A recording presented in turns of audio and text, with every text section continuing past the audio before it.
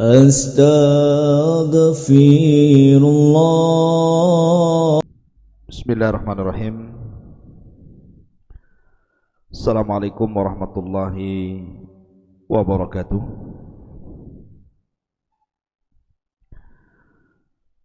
Alhamdulillah wassalatu wassalamu ala Rasulillah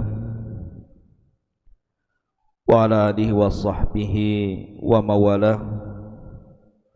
Wala haula wala quwata illa billahi wa ba'du.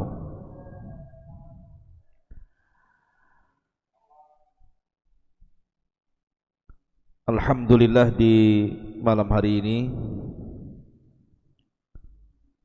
kita bisa bertatap muka walaupun lewat media. Ahlan wa sahlan wa marhaban kepada saudara-saudaraku yang dari negeri Sabah. Saya ucapkan jazakumullah khairan, terutama kepada saudara kita yang pada beberapa minggu yang lalu beliau menghubungi saya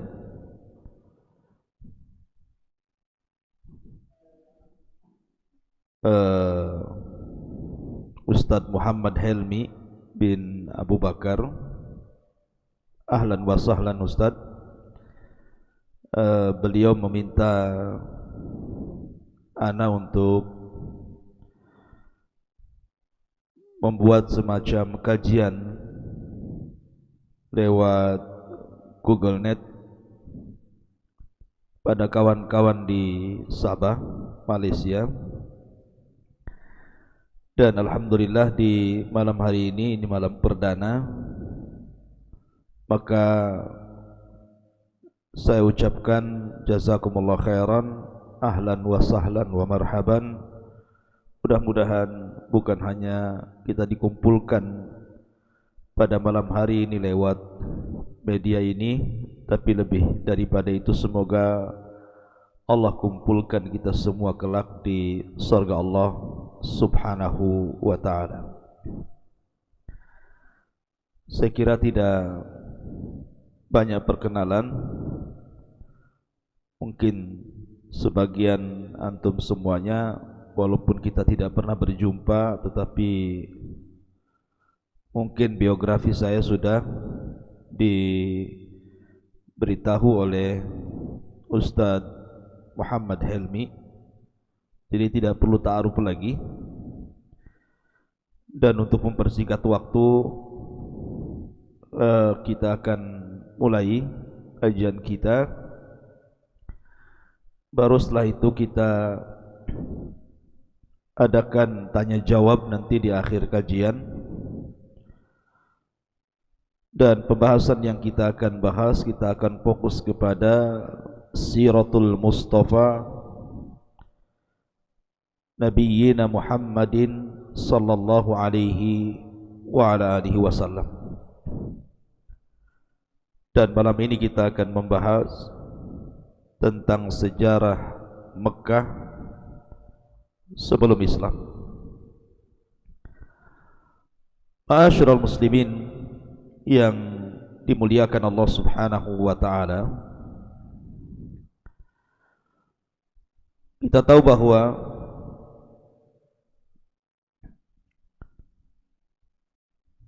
kalau kita cerita tentang Mekah, tentu erat kaitan cerita tentang Ka'bah, dan juga erat kaitan dengan Abul Anbiya, bapaknya para nabi, Nabi Ibrahim alaihi salatu wassalam, dan juga putranya Ismail alaihi salatu wassalam. Maka kita akan bermula cerita ini tentu dari kisah Ibrahim alaihi salatu wassalam dan juga Ismail, sampai secara singkat kepada zaman sebelum Nabi sallallahu alaihi wasallam dan juga dilahirkannya Nabi sallallahu alaihi wasallam, kemudian diangkatnya beliau menjadi nabi dan rasul dan seterusnya. Ma'asyiral muslimin yang dimuliakan Allah Subhanahu wa taala, kita tahu bahwa ketika Ibrahim alaihi salatu wassalam membawa salah satu istrinya Hajar, yang ketika itu sudah melahirkan Ismail, karena ada sebab cemburunya Sarah, istri pertamanya. Tentu apabila Allah Subhanahu wa taala menghendaki sesuatu, tentu Allah akan membuat sebabnya. Mungkin sebab itulah maka Ibrahim harus membawa Hajar dari Palestina menuju negeri yang kering kelontang, tidak ada air, tidak ada tumbuhan, tidak ada makanan, bahkan tidak ada manusia yang sampai ke tempat itu. Maka Nabi Allah Ibrahim alaihi salatu wassalam pun kemudian membawa Hajar dari Palestina bersama Ismail kecil menuju negeri Arab. Maka diletakkanlah di sebuah tempat yang kelak disebut Bakkah ataupun Makkah. Tentu ada pelajaran besar di sini.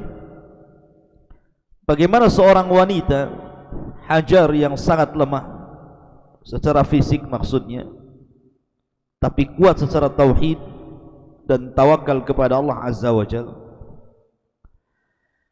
bisa diletakkan di sebuah lembah biwadin ghairi di zar'in, sebuah lembah yang tidak ada tanaman di situ. Sehingga ketika kemudian Ibrahim meletakkan Hajar di situ, Hajar ini sempat bertanya, kenapa kau tinggalkan diriku di tempat ini? Tetapi Ibrahim memang dilarang oleh Allah Azza wa Jalla untuk memberikan alasan ataupun menjawab. Ibrahim hanya terdiam saja. Sampai akhirnya ketika Ibrahim pergi menjauh, maka Hajar pun mengatakan, apakah ini semua perintah Allah Azza wa Jalla? Kalau memang ini perintah Allah Subhanahu wa taala, idzan lan yudayyi'una Allah. Kalau begitu saya yakin Allah Subhanahu wa taala tidak mungkin menyia-nyiakan saya di tempat ini. Kalau kau hendak pergi, pergilah sana. Maka Ibrahim pun kemudian pergi tanpa melihat ke belakang, sampai ketika sudah menjauh dan sudah tidak bisa dilihat lagi oleh Hajar, barulah dia kemudian menghadapkan wajahnya ke tempat dia letakkan Hajar dan Ismail, kemudian berdoa kepada Allah Subhanahu wa taala akan kemakmuran tempat tersebut. Ma'asyiral muslimin yang dimuliakan Allah Azza wa Jalla, singkat cerita, karena perbekalan yang diberikan Ibrahim kepada Hajar itu tidak banyak, hanya cukup untuk beberapa hari saja, sementara Hajar membawa bayi yang sangat berhajat kepada makanan dan minuman, sehingga kemudian Hajar pun pontang-panting bingung untuk mencari minuman karena anaknya sudah mulai kehausan. Maka dia pun kemudian lari ke Bukit Safa, kemudian lari lagi ke Marwa, kemudian lari lagi ke Safa, kemudian lari lagi ke Marwa, sampai 7 kali putaran, tapi tidak mendapatkan air yang dimaksud. Dia hanya melihat semacam fata morgana, dari kejauhan ada air, ternyata bukan air. Sehingga ketika dia merasa sudah menjauh dari Ismail putranya, dia khawatir ada sesuatu, kemudian dia kembali melihat putranya. Rupanya di samping putranya ada malaikat Jibril kemudian menancapkan sayapnya persis di dekat telapak kaki Ismail, kemudian tiba-tiba mengeluarkan air. Lah ketika kemudian air itu memuncrat dari dalam tanah, maka Hajar pun segera mendekat, kemudian berusaha untuk mendindingi air tersebut supaya tidak melimpah kemana-mana, sambil mengatakan zam, zam, zam. Maka air tersebut sampai hari ini disebut dengan Zam-Zam. Zam-Zam itu artinya mengumpulkan tanah untuk membuat semacam kolam supaya air tidak melimpah kemana-mana.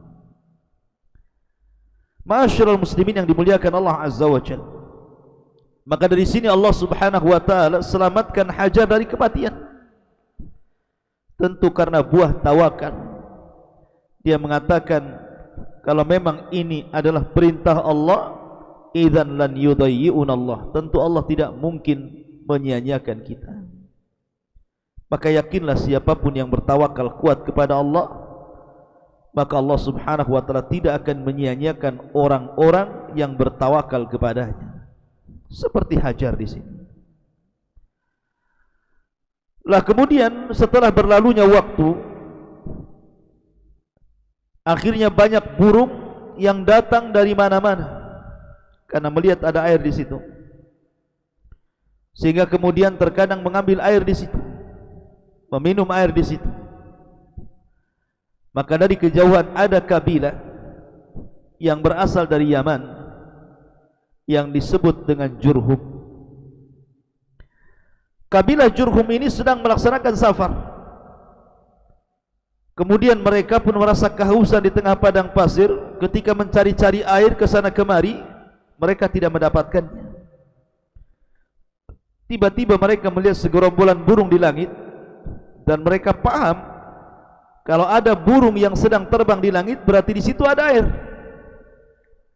Akhirnya kemudian orang-orang Jurhum pun mendekati tempat tersebut, dan benar saja rupanya ada air. Dan di situ ada seorang wanita dan putranya yang masih bayi. Dan suku Jurhum adalah kabilah yang memiliki kelembutan hati. Kalau seandainya mereka mau, bisa saja mereka membunuh Hajar dan juga putranya untuk menguasai air. Tetapi sebagaimana sabda Nabi SAW ketika memuja dan memuji ahlul Yaman, Nabi SAW mengatakan, kanu araqqa qulub, mereka orang yang paling lembut hatinya. Sehingga kabilah Jurhum ini tidak menyakiti Hajar dan juga putranya. Justru dia meminta barter dengan makanan. Artinya Hajar menyerahkan air, kemudian sebagai imbalannya mereka memberikan makanan. Dan begitulah seterusnya. Akhirnya Allah Subhanahu wa taala betul-betul memberikan rizki dari arah yang tidak disangka-sangka kepada Hajar dan juga putranya Ismail, sampai akhirnya berhasil membesarkan Ismail dan mendidik Ismail. Lah lambat laun karena suku Jurhum itu selalu lewat di situ menukar makanan dengan air, akhirnya kemudian mereka minta izin kepada Hajar untuk tinggal di situ. Kemudian mereka pun mulai membangun 1 tenda, 2 tenda, 3 tenda, 4 tenda. Akhirnya lambat laun kabilah Jurhum pun kemudian banyak menetap di sekitar sumur Zam-Zam ini.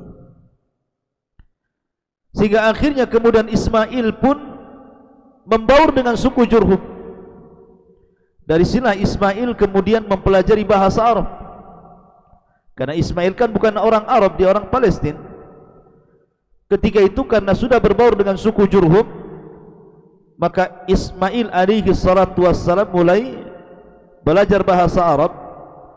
Subhanallah, dan dia memiliki kefasihan dalam bahasa Arab. Makanya kemudian dia disebut musta'arab, bukan Arab tetapi fasih berbahasa Arab. Itulah Ismail alaihi salatu wassalam. dan dari keturunannya kelak akan melahirkan satu di antara 4 Nabi Arab, Rasul kita Muhammad sallallahu alaihi wasallam. Singkat cerita, ketika kemudian Ismail sudah dewasa, kemudian sudah waktunya untuk menikah,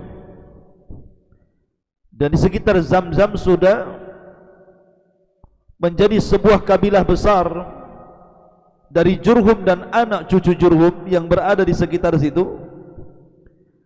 Dan Ismail sudah bergaul dengan mereka, bahkan orang yang paling fasih berbahasa Arab. Kemudian dia pun menikah dengan salah satu wanita daripada Jurhum. Nabi Allah Ibrahim alaihi salatu wassalam berada di Palestina. Kemudian dia mendengar pernikahan putranya Ismail dengan seorang wanita dari suku Jurhum itu. Maka Ibrahim pun berangkat dari Palestina menuju Mekah, ingin melihat seperti apa istrinya Ismail itu. Kemudian sesampainya di tempat Ismail, Allah takdirkan Ismail tidak ada, sedang bekerja, dan Ibrahim hanya berjumpa dengan istrinya saja. Kemudian Ibrahim alaihi salatu wassalam pun berdialog, menguji tentang akhlak istrinya Ismail tanpa disadari bahwa Ibrahim adalah ayah daripada Ismail.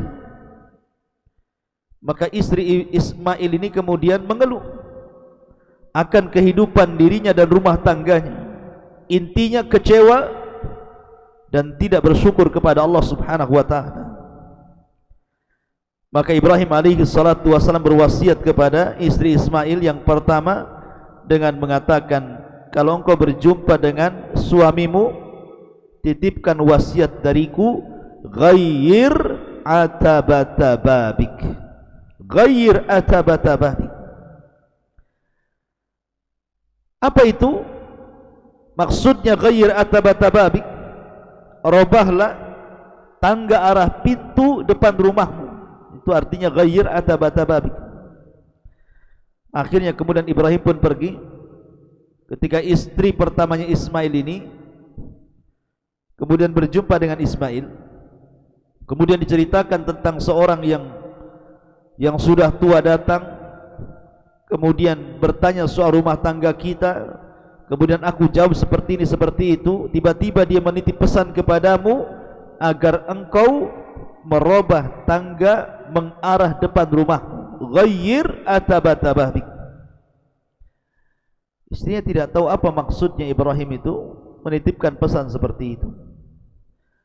Maka tiba-tiba Ismail mengatakan, sungguh yang datang kepadamu adalah orang tuaku, dan sungguh orang tuaku berpesan agar aku menceraikan dirimu. Maka Ismail pun menceraikan istri pertamanya karena perintah ayahnya Ibrahim. Kemudian singkat cerita, Ismail menikah lagi dengan seorang wanita Jurhum, dan dia memiliki atau mendapatkan wanita yang sangat salehah, penyabar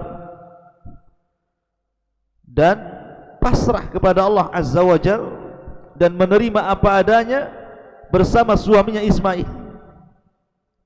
Maka Ibrahim alaihi salatu wasallam ingin mengetes kembali, ingin menguji kembali istri keduanya Ismail, apakah dia wanita baik ataukah wanita yang tidak baik. Setelah kemudian berjumpa, kemudian wanita ini banyak memuji Allah Subhanahu wa taala, memuji suaminya, bersyukur akan kondisi dan keadaannya.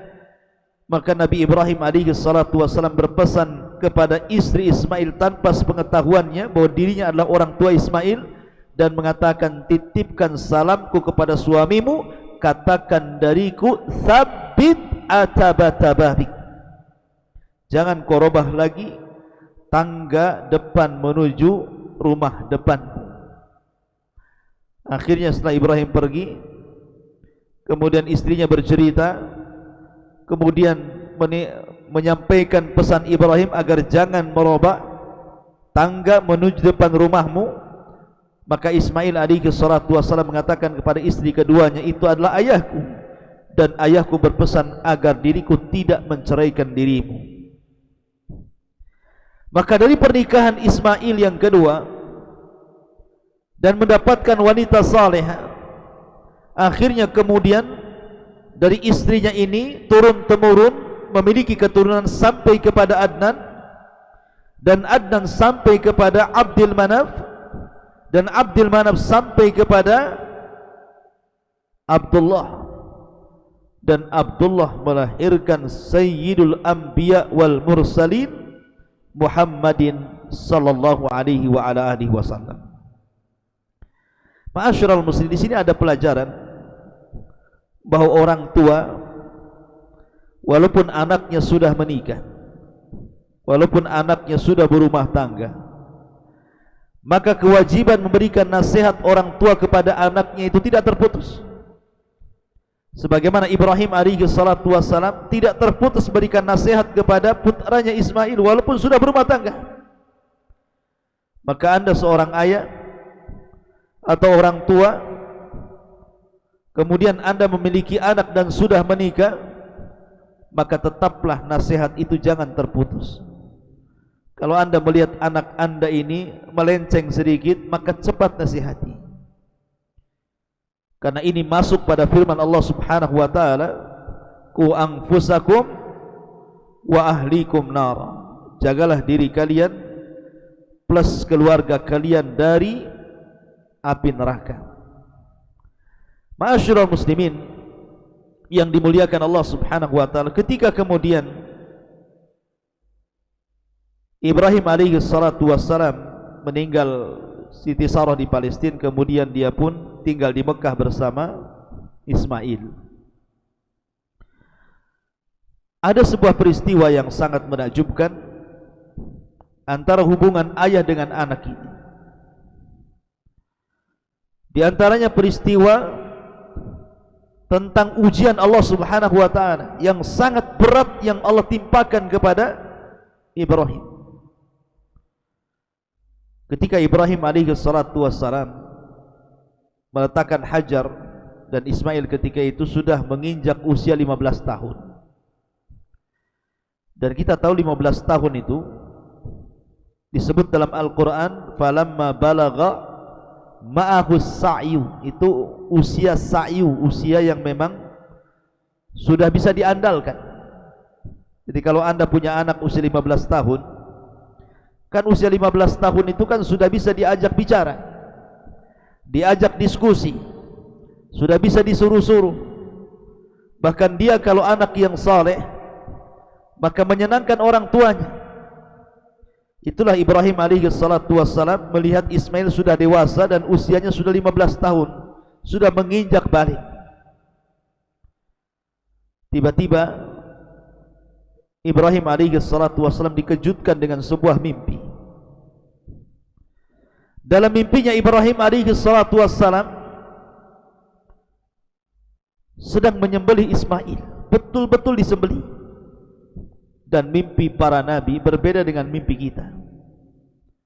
Mimpi para nabi itu hak, mimpi para nabi itu wahyu.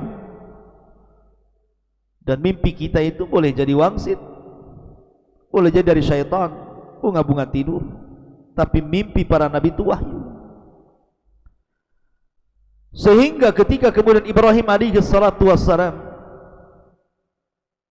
keesokan harinya, di malam harinya dia bermimpi menyembelih putranya Ismail, dan Ismail ketika itu sudah dewasa, sudah usia 15 tahun, sudah bisa diajak berdiskusi, berbincang-bincang, tukar pikiran, digunakan tenaganya. Pokoknya itu usia yang sangat disukai oleh para ayah,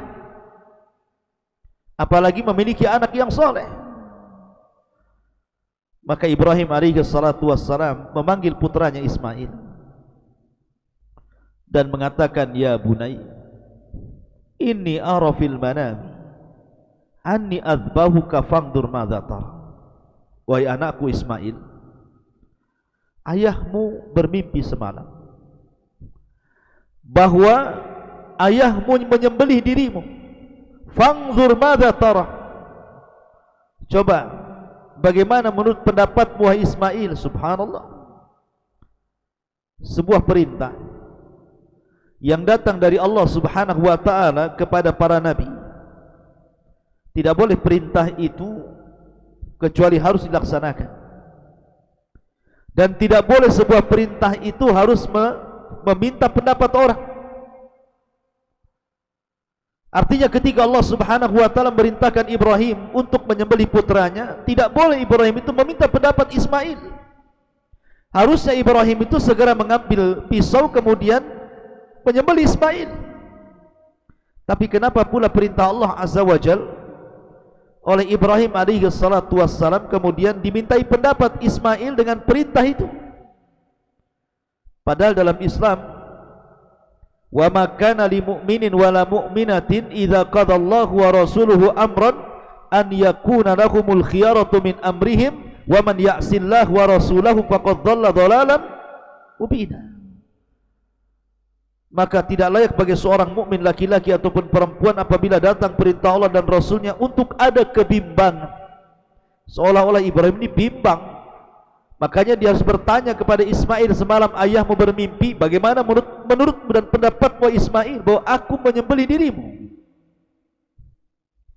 Kata para ulama, Ibrahim bukan ada bimbang dengan perintah Allah, bukan ada bingung karena perintah Allah, tapi Ibrahim ingin menguji putranya. Ibrahim ingin menguji putranya, apakah putranya termasuk anak dari anak-anak yang saleh, ataukah putranya tidak demikian. Tapi Ismail ada keturunan Hajar yang memiliki tawakal yang sangat besar, yang mengatakan kalau memang ini perintah Allah, idzan lan yudayyi'un Allah. Kalau ini perintah Allah, yakin Allah tidak menyia-nyiakan saya. Maka Ismail pun dengan tegas mengatakan kepada ayahnya, ya abatif al-ma tu'mar satajiduni insyaallah minas sabirin. Wahai ayahku, lakukan saja. Kalau ini perintah Allah Subhanahu wa ta'ala, lakukan saja. Persis seperti perkataan ibundanya, tawakal kuat, lakukan saja. Kalau ini perintah Allah, engkau akan mendapati diriku insyaallah, jika Allah berkehendak, minas sabirin, termasuk hamba-hamba Allah yang sabar. Dan ini penting, seorang ayah berdialog dengan anak di usia 15 tahun, karena ini bagian daripada pendidikan. Karena usia-usia seperti itu kadang-kadang memiliki cita-cita dan angan-angan. Artinya di sini ada pelajaran tarbiyah, ilmu parenting, pendidikan seorang ayah kepada anak. Ma'asyiral muslimin yang dimuliakan Allah Subhanahu wa ta'ala. Maka Ismail pun dalam riwayat Israiliyat kemudian pulang berpamitan dengan ibundanya Hajar.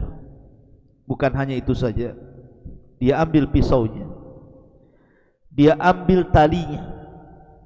Kemudian setelah dia berpamitan dengan ibundanya, dia datang kembali ke ayahnya Ibrahim alaihi salatu wassalam.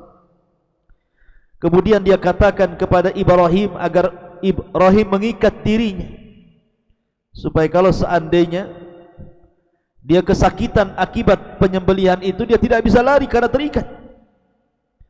Kemudian yang kedua, meminta agar wajahnya dibenamkan ke tanah supaya Ibrahim tidak melihat dan menatap wajah putranya, sehingga kasihan dan tidak jadi melaksanakan perintah Allah.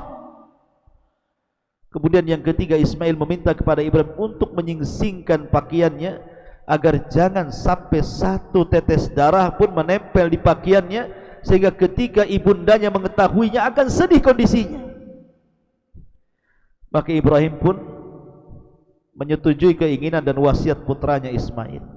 Diikatnya Ismail, dibenamkan wajahnya ke tanah, dijauhkan pakaiannya dari tengkuk anaknya supaya tidak terkena tetesan darahnya. Ketika betul-betul pisau sudah dijalankan di tengkuk Ismail, betul-betul sudah dijalankan seperti ini, rupanya Allah buat tumpul pisau itu. dan pisau itu tidak melukai sama sekali leher daripada Ismail.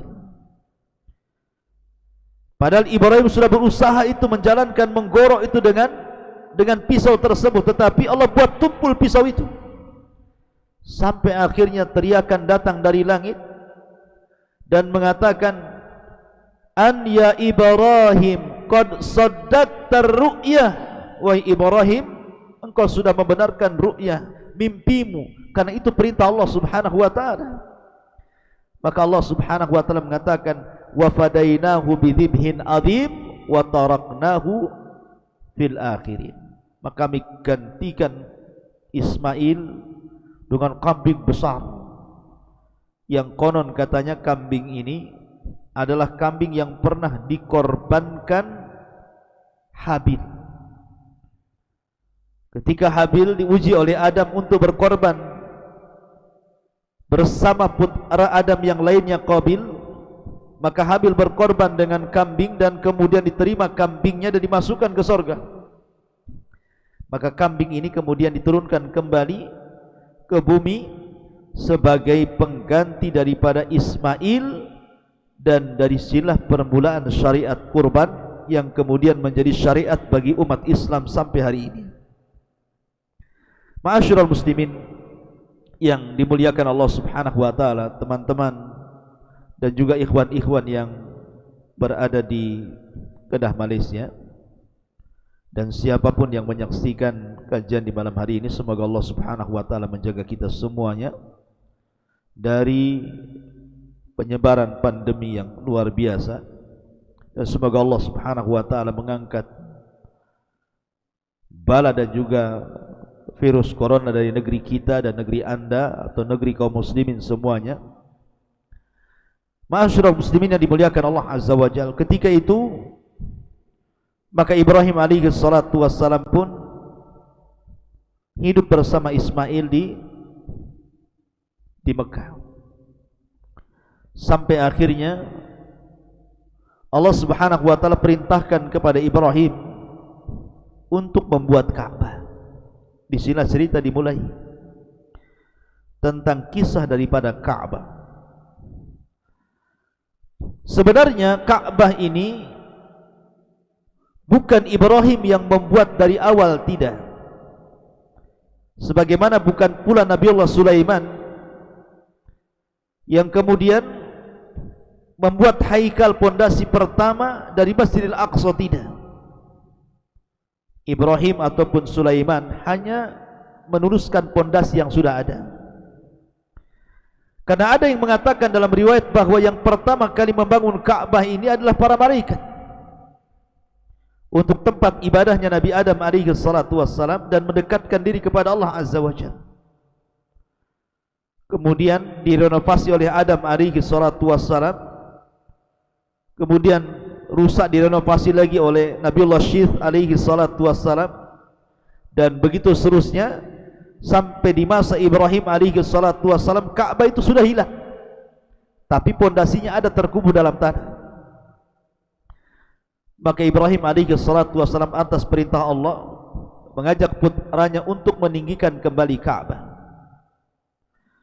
Akhirnya kemudian dua orang mulia ini mencari-cari pondasi Ka'bah dan kemudian ditemukan.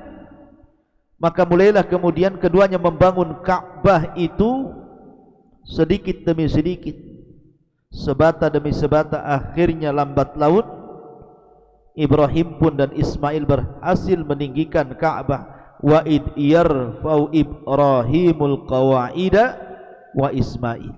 Dan ingatlah ketika Ibrahim dan juga Ismail meninggikan Ka'bah. Kemudian apabila lelah letih membangun, maka beliau pun istirahat di sebuah tempat di dekat dengan Ka'bah. Kemudian kalau lelah begitu juga istirahat. Akhirnya tempat itu terdapat bekas kedua kaki Ibrahim yang belakangan disebut Maqam Ibrahim, dekat dengan Ka'bah. Ma'asyiral muslimin, ikhwatu fiddin yang dimuliakan Allah Subhanahu wa taala. Setelah kemudian Ibrahim dan Ismail pun berhasil membangun Ka'bah. Dan Allah Subhanahu wa taala firmankan, "Inna awwala baitin wudi'a lin-nasi lalladzi bi Bakkah mubarakan wa hudan lil alamin." Sesungguhnya rumah Allah yang pertama kali diletakkan untuk manusia adalah yang terletak di Bakkah ataupun Makkah, yang penuh dengan berkah dan juga hidayah bagi semesta alam. Ma'asyiral muslimin yang dimuliakan Allah Azza wa Jalla, dari sini ada faedah besar tentang peletakan Ka'bah ini. Yang pertama, bahwa Ka'bah adalah rumah Allah pertama, Baitullah pertama yang diletakkan di bumi. Yang kedua, yang kelak akan menjadi kiblat bagi kaum muslimin pada setiap solat-solat mereka. Kemudian yang ketiga, menjadi tempat tawaf, pengganti daripada tahiyatul masjid bagi kaum muslimin yang berkunjung ke Masjidil Haram, bagi yang haji ataupun yang umrah. Dan dia adalah tempat yang paling suci, yang paling akdas di permukaan bumi bagi kaum muslimin. Dan Allah Subhanahu wa taala menyebutnya dengan Al-Baitul Haram.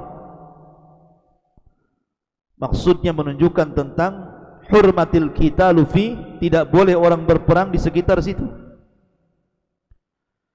Ma'asyiral muslimin yang dimuliakan Allah Azza wa Jalla, dan dia adalah bangunan yang pertama dibangun para malaikat, kemudian Adam, kemudian sampai kepada masa Ibrahim, dan nanti akan kisahnya karena Ka'bah ini berulang kali rusak, kemudian dibangun, rusak lagi, kemudian dibangun, sampai kata Imam Malik ketika dimintai fatwanya untuk merubah Ka'bah,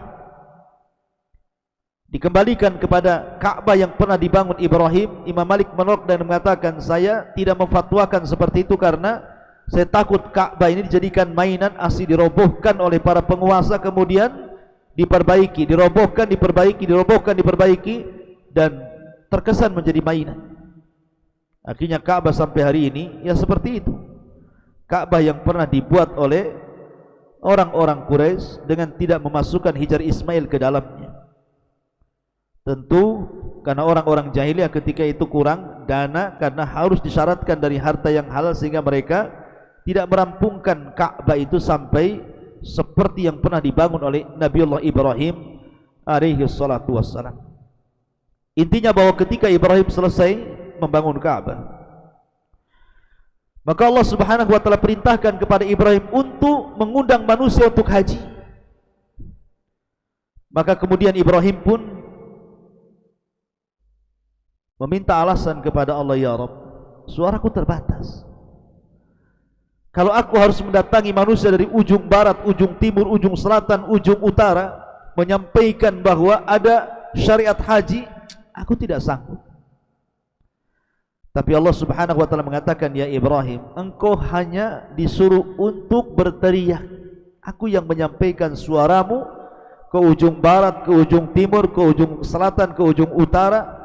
Dan itu salah satu mukjizat Nabi Ibrahim alaihi salatu wassalam, di mana suaranya sampai ke ujung-ujung arah itu. Maka mulailah Ibrahim pun menyeru manusia. Bahkan di antara doanya, faj'al af'idatan minan nas tahwi ilaih. Ya Allah, jadikan hati-hati manusia itu rindu untuk senantiasa mengunjungi tempat ini.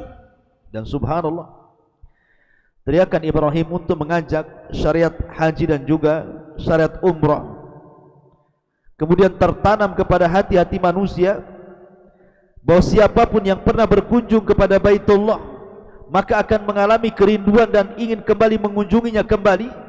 Berbeda dengan tempat-tempat wisata yang lainnya, boleh jadi ketika kita berkunjung sekali dua kali kita sudah bosan. Tapi kalau sudah berkunjung ke Ka'bah Baitullah, tidak ada bosannya. Tidak ada ceritanya orang umroh, malas umroh, bosan umroh, kapok umroh, tidak ada. Yang ada ingin umroh lagi, belakangan membuat travel umroh pula dia. Artinya bahwa Allah sudah kabulkan permintaan Ibrahim. menjadikan hati-hati manusia mendekat Ka'bah dari seantero dunia, dari penjuru dunia. Orang datang berbondong-bondong hanya untuk beribadah kepada Allah Subhanahu wa taala. Dari sini Nabi sallallahu alaihi wasallam sampai mengatakan la tushaddur rihal illa ila thalathatil masajid. Tidak boleh orang melakukan safar guna berniat untuk beribadah kecuali ketika masjid.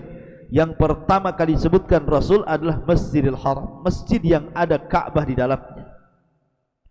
Ma'asyiral muslimin yang dimuliakan Allah Subhanahu wa taala, maka Ibrahim pun berhasil mendakwahkan dakwah tauhid di negeri Arab, negeri yang pernah ditempati oleh orang-orang Amalikah, negeri yang dahulunya para penyembah berhala. Tapi setelah Ibrahim alaihi salatu wassalam menetap di negeri tersebut, kemudian estafet dakwah dilanjutkan oleh Ismail alaihi salatu wassalam, maka banyak manusia mentauhidkan Allah Subhanahu wa taala khususnya di negeri Arab. Dan itu cukup lama. Sampai Ismail meninggal, ada lagi yang melanjutkan estafet dakwahnya, kemudian meninggal lagi, ada lagi, kemudian dilanjutkan estafet dakwahnya sampai pada waktunya ketika kemudian suku Jurhum dikalahkan oleh Khuza'ah. Kemudian Khuza'ah sampai menimbun sumur Zam-Zam karena alasan politik. Kemudian muncul seorang laki-laki dari sekian tokoh-tokoh Khuza'ah, pendahulu-pendahulu mereka, muncul orang yang bernama Amru ibn Luhai. Dialah yang merubah agama Ibrahim yang menyembah Allah, bertauhid kepada Allah, menjadi agama penyembah berhala. Bagaimana kisahnya Amr ibn Luhai? Bagaimana pula kemudian berhala-berhala yang pernah ada di zaman Nabi Nuh alaihi salatu wassalam? La tadarunna waddan wala suwa'an wala yaghutha wa ya'uka wa nasra. Berhala-berhala Wad dan juga Suwa dan yang lainnya sampai di Jazirah Arab. Kemudian orang-orang Arab kembali menyembah berhala, padahal sebelumnya mereka menyembah Allah Subhanahu wa taala, mentauhidkan Allah karena asar daripada dakwah Ibrahim. Dan bagaimana pula nasib Amr ibn Luhai setelah kemudian meninggal? Kemudian bagaimana pula negeri Arab kembali mentauhidkan Allah setelah manusia hancur akidah mereka dan menjadi penyembah berhala? Jadi kisah ini masih panjang, masih perlu beberapa pembahasan tentang kisah Arab sebelum kedatangan Islam. Karena juga waktu, saya minta maaf karena memang kondisi di pesantren ini juga masih anak-anak baru masuk sekolah, sehingga banyak kegiatan. Jadi karena waktu juga, saya minta maaf kepada kawan-kawan yang ada di Kedah, Malaysia, dan juga yang lainnya. InsyaAllah kita akan lanjutkan kajian ini rutin gitu ya, tentang sejarah Nabi SAW. Mungkin untuk supaya pembahasan ini semakin menarik, sebelum saya tutup, kita buat tanya jawab saja. Silakan kawan-kawan yang ada di Kedah, Malaysia, dan juga yang mendengarkan kajian ini, kalau di antara antum semuanya ingin bertanya, silakan kita buka tanya jawab. Wallahu a'lam.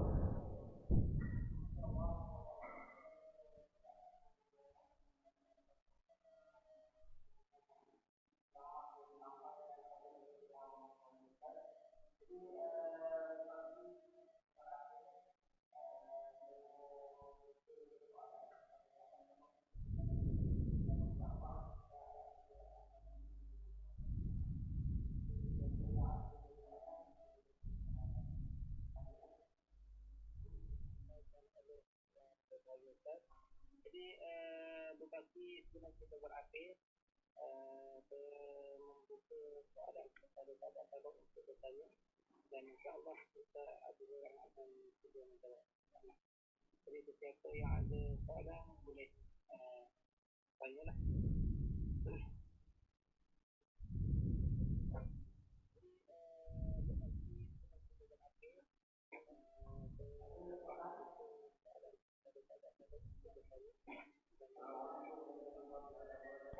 Waalaikumsalam warahmatullahi wabarakatuh. Iya, silakan.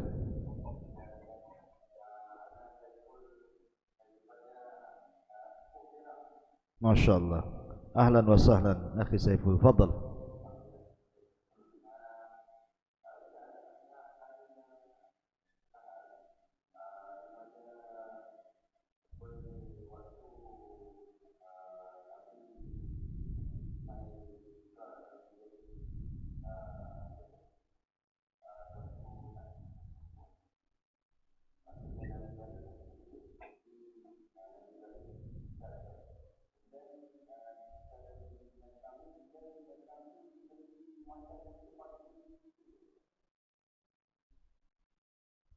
Kurang jelas ya. Saya kurang jelas suaranya ya. Bisa dikeraskan kembali ya, yang bertanya biar jelas.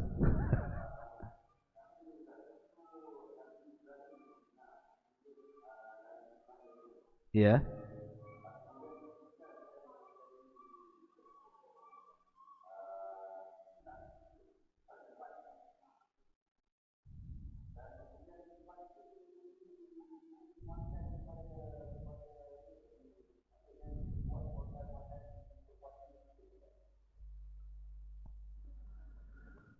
Oh, maksudnya di sini pembagian kurban ya? Taib. Ya, alhamdulillah. Yang saya tangkap, mohon maaf sekali lagi karena memang suara ya, suara kurang jelas, tapi saya tangkap sedikit dari pertanyaan akhi Saiful dari Pulau Pinang ini tadi tentang masalah pembagian daging kurban gitu ya. Bicara tentang pembagian daging kurban, kalau pendapat jumhur mayoritas ulama itu kurban itu dibagi menjadi 3. Jadi sepertiganya untuk yang berkorban, sepertiganya disedekahkan kepada fuqara wal masakin, baik yang tidak meminta tapi dia fakir ataupun meminta dan dia fakir. Dalam bahasa Quran disebut qani wal mu'tar. Qani itu artinya orang fakir tapi malu untuk meminta. Mu'tar itu ya dia miskin tetapi meminta, tetap diberikan. Kemudian sepertiganya dihadiahkan. Ketika dihadiahkan itu masuk orang kafir, masuk kerabat, jadi non muslim pun tidak ada masalah masuk. Kita berikan bagian daripada kurban untuk melembutkan hati mereka. Tapi ada juga yang kemudian, dan dalil ini pembagian 3 pembagian ini, sepertiga untuk yang berkorban, sepertiga disedekahkan dan sepertiga dihadiahkan, berdasarkan hadis Nabi SAW, kulu waddakhiru watasaddaqu, makanlah, simpanlah dan sedekahkanlah. Tapi juga ada yang berpendapat bahwa kurban itu dibagi 2. Pertama untuk yang korbaner, untuk yang berkurban, dan yang 50%-nya untuk fuqara wal masakin. Jadi kurbannya dibagi 2. Tetapi yang masyhur saya katakan pendapat jumhur tadi dibagi menjadi 3. Tapi seandainya pun, kalaulah seandainya saya ini berkorban dan saya tidak suka makan daging, kemudian saya serahkan kepada amil kurban, saya berkorban, ambillah kurban ini, saya enggak mau makan, serahkan semuanya ke fuqara wal masakin, tidak ada masalah. Tidak ada masalah. Walaupun perintah memakan daging kurban itu setinggi-tingginya adalah sunnah, walaupun ada yang mengatakan wajib ya, karena itu perintah Allah mengatakan wa kulu minha wa at'imul qani al mu'tar, makanlah dari hewan kurban dan berikan kepada orang-orang yang membutuhkan, orang-orang yang rela dari kalangan fuqara wal masakin. Artinya kalimat kulu waddakhiru, makanlah, dan Allah mengatakan wa kulu minha, makanlah dari hewan kurban. Dalam ilmu usul bahwa al-amru yufidul wujub, kan gitu. Perintah itu pada dasarnya memiliki makna wajib, artinya makan itu wajib, tetapi karena ini urusan muamalah, soal makanan, maka kemudian yang wajib ini menjadi sunnah. Memang sunnah memakan daging kurban, apalagi kemudian ada perkataan Nabi SAW mengatakan ayyamu tasyrik ayyamu aklin wa syurbin. Hari-hari tasyrik itu hari makan dan minum.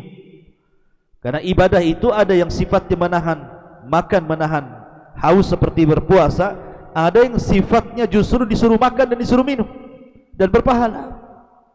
Kapan? Hari tasyrik itulah.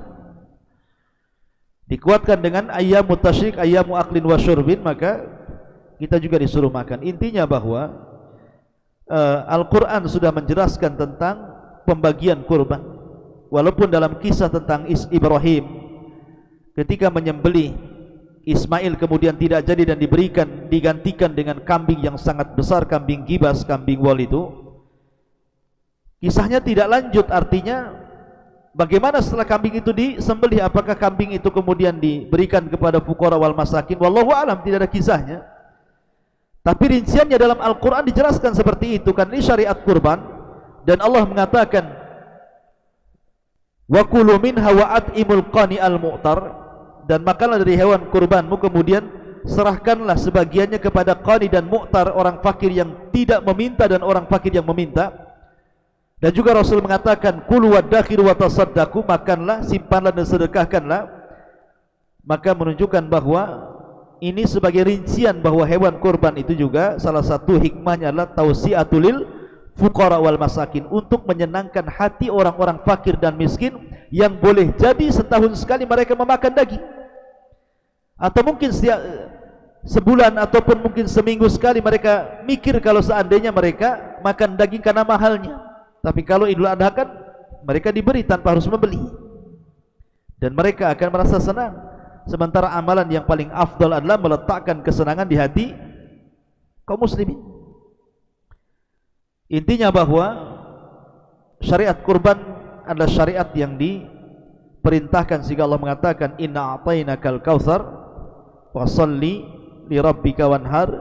Dan Allah juga katakan kul innas salati wa nusuki wa mahyaya wa mamati lillahi rabbil alamin. Wallahu alam. Mungkin itu yang saya pahami dari pertanyaan akhi Saiful dari Pulau Pinang.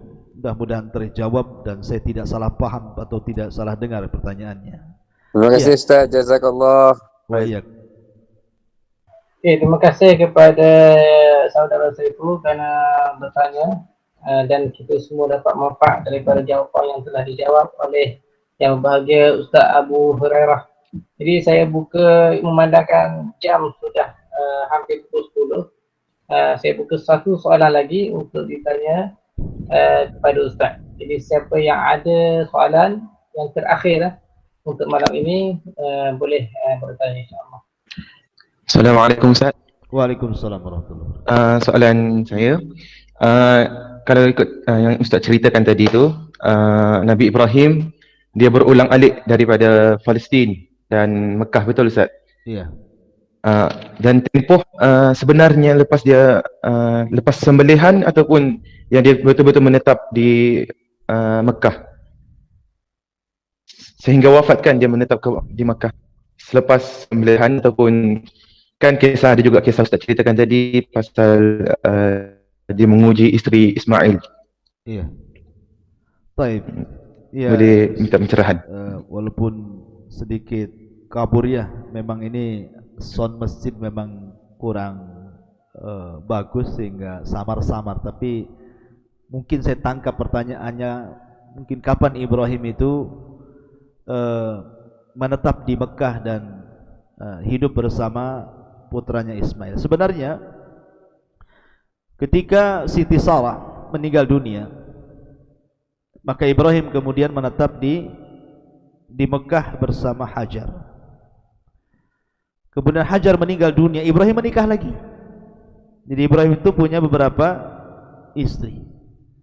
Ya, beberapa istri, bukan hanya sekedar Sarah dan Hajar saja, karena setelah Hajar meninggal, Sarah meninggal, kemudian hidup bersama Hajar, Hajar meninggal, kemudian menikah lagi dengan beberapa wanita, dan ada yang mengatakan dikisahkan juga memiliki turunan gitu ya, tapi tidak menjadi seorang nabi. Jadi Ibrahim akhirnya menetap sampai akhirnya kemudian berdakwah di negeri Arab ini. Makanya kenapa syariat Ibrahim itu menyebar di Arab? Karena di usia tuanya Ibrahim itu kemudian menetap di Mekah, tidak kembali ke Palestina. Makanya kemudian syariat Ibrahim menjadi syariat yang sangat mempengaruhi negeri Arab. Maka di zaman jahiliyah orang-orang yang terpengaruh dengan syariat Ibrahim disebut Al-Hanif. Disebut Hanif artinya orang yang lurus, orang yang masih mentauhidkan Allah Subhanahu wa taala, seperti Waraqah ibn Naufal ataupun ayahanda dari satu di antara 10 sahabat yang dijadikan masuk surga, Sa'id ibn Zaid gitu ya. Dan banyak lagi gitu ya, beberapa orang yang masih lurus akidahnya, masih terpengaruh dengan syariat Ibrahim alaihi salatu wassalam. Makanya di zaman jahiliyah itu mereka masih mengagungkan Ka'bah. Ketika Abrahatul Asram yang nanti akan saya ceritakan berusaha untuk memalingkan kiblat dari Ka'bah ke gereja dia, tidak bisa. Tetap saja orang-orang Arab masih mengagungkan Ka'bah, artinya masih terpengaruh dengan peninggalan Ibrahim alaihi salatu wassalam, bapa dan moyang mereka. Nah, itu yang kemudian sebagai dalil bahwa Ibrahim itu kemudian menetap lama di Arab bersama Ismail, sehingga kemudian mendakwahkan dakwah tauhid, kemudian berhasil mempengaruhi khususnya orang-orang Arab dan umumnya orang-orang di luar Arab dengan dakwah tauhidnya. Dan Ibrahim alaihi salatu wassalam adalah Khalilur Rahman. Ada 2 Khalilur Rahman, Ibrahim alaihi salatu wassalam dan Rasul kita Muhammad sallallahu alaihi wasallam. Tetapi hanya ada satu Sayyidul Anbiya wal Mursalin, pemimpinnya para nabi dan rasul, nabi kita, Nabi besar Muhammad sallallahu alaihi wa ala alihi wasallam. Wallahu a'lam. Jazakallah khair Ustaz. Iya. Baik, terima kasih kepada yang bertanya dan juga Ustaz Abu Hurairah di atas penjelasan tersebut.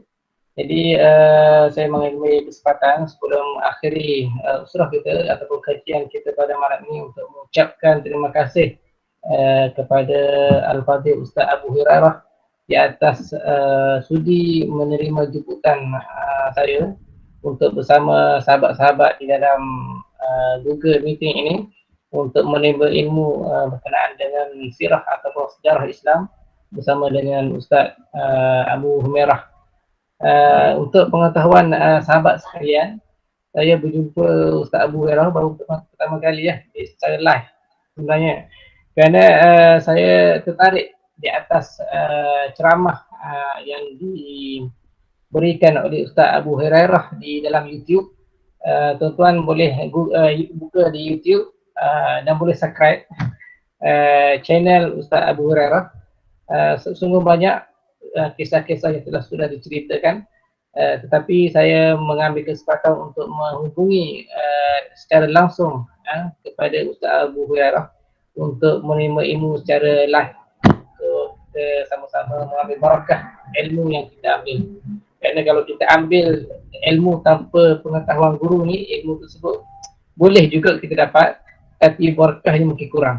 Jadi kalau kita langsung mendengar ceramah daripada Ustaz dan Ustaz mengenali kita dan melihat kita, insya-Allah mudah-mudahan ilmu yang kita dapat itu barakahnya daripada Allah Subhanahu wa taala. Jadi untuk yang terakhirnya, sekali lagi saya ucapkan terima kasih kepada Ustaz kerana sudi meluangkan masa bersama kami di sini, dan juga berterima kasih kepada sahabat yang lain kerana sudi meluangkan masa untuk menimba ilmu bersama dengan Ustaz dan juga ilmu akhirat. Mudah-mudahan perjumpaan kita ini akan berlanjutan ke seterusnya, siri-siri yang berikutnya insya-Allah. Jadi tanpa memanjangkan masa, sudahi dengan Assalamualaikum warahmatullahi wabarakatuh. InsyaAllah kita Waalaikumsalam warahmatullahi wabarakatuh. Waalaikumsalam, Ya, Ustaz. sama-sama. Saya juga ucapkan kepada kawan-kawan dari Malaysia, semoga ini jadi ikatan silaturahim saya dengan antum semuanya. Saya kira karena waktu juga yang membatasi kita, mungkin insya Allah mungkin pertanyaan-pertanyaan kita bisa pending di lain kesempatan karena juga masih banyak kegiatan. Mudah-mudahan ada manfaatnya. Saya tutup dengan doa kafaratul majlis. Subhanakallahumma bihamdika asyhadu an la ilaha illa anta astaghfiruka wa atubu ilaik. Allahu taala alam. Assalamualaikum warahmatullahi